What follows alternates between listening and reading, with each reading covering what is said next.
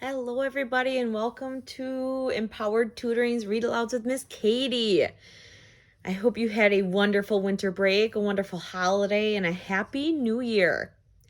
Today, we are going to be reading The Smart Cookie by Jory John and Pete Oswald.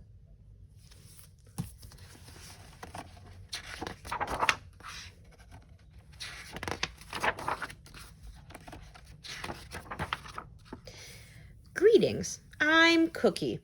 I live in a bakery on a street corner near a river. Come on in.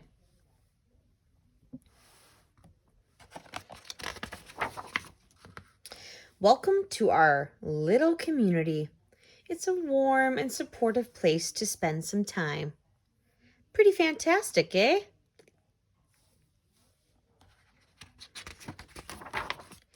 These days, life is sweet, but my journey wasn't always a cakewalk.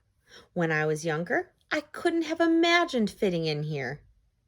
For a long time, I didn't feel comfortable speaking up or sharing my ideas. I didn't feel like a smart cookie.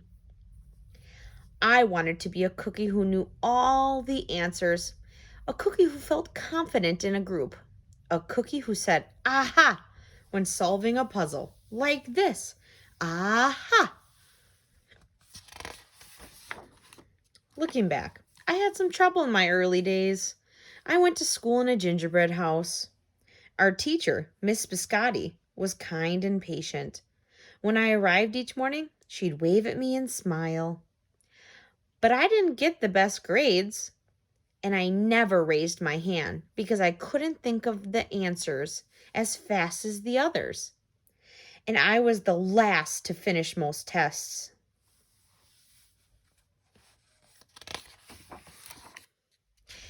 And it wasn't because I didn't care, and it wasn't because I didn't try.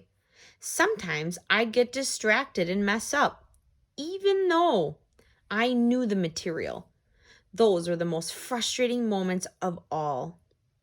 Once I misspelled the word dough, that was rough.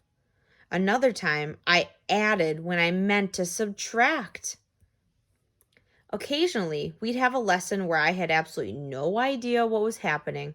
I just couldn't keep up. I imagined that my desk was a raft and that I was completely lost at sea, because that's what it felt like.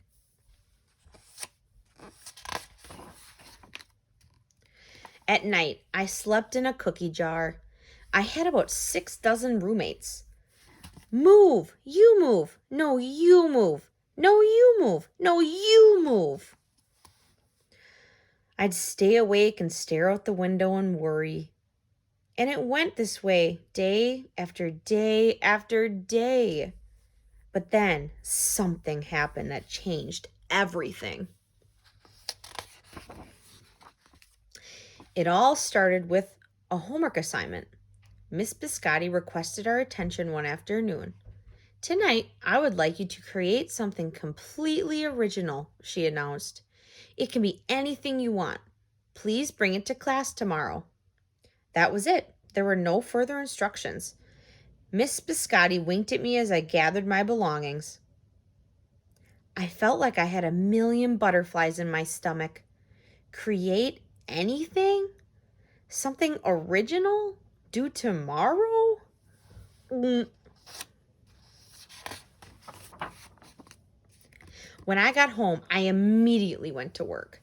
At first, I tried a cooking project. The results were half-baked. Next, I tried to hammer and nail something. It splintered immediately. Then I tried making a sculpture. That was a complete bust. I wondered if I was about to fail yet another assignment. I was stuck. I stared out the window and watched the rain hit the river. There was something mesmerizing about the water, how it moved in such a chaotic way, swirling around and around, yet ultimately figuring out exactly where it needed to go. Suddenly, I had an idea. I decided to write something original. A poem. Aha! I came up with a with a title based on how I'd been feeling. My crummy days. After that, the rest of it just seemed to fall into place. I wrote and I wrote. I lost track of time. An hour went by in a flash. Aha! I said when I was finished. I couldn't sleep that night because it wasn't because I was worried.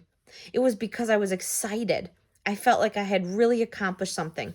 I felt smart. The following day, Miss Biscotti asked for volunteers to share what we'd created. One kid showed off his original frosting art. Another kid revealed her sprinkle distribution machine. It was neat seeing how everyone was good at such different things.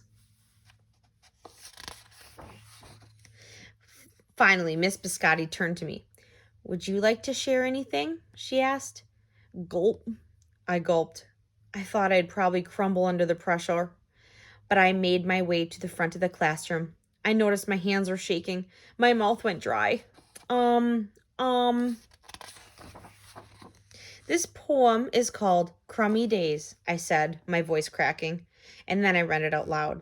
As I spoke, I noticed some kids nodding at certain lines. Other kids laughed at parts that were supposed to be funny. As I built towards the finale, I felt myself becoming more confident and animated. And in the end, everybody clapped and cheered.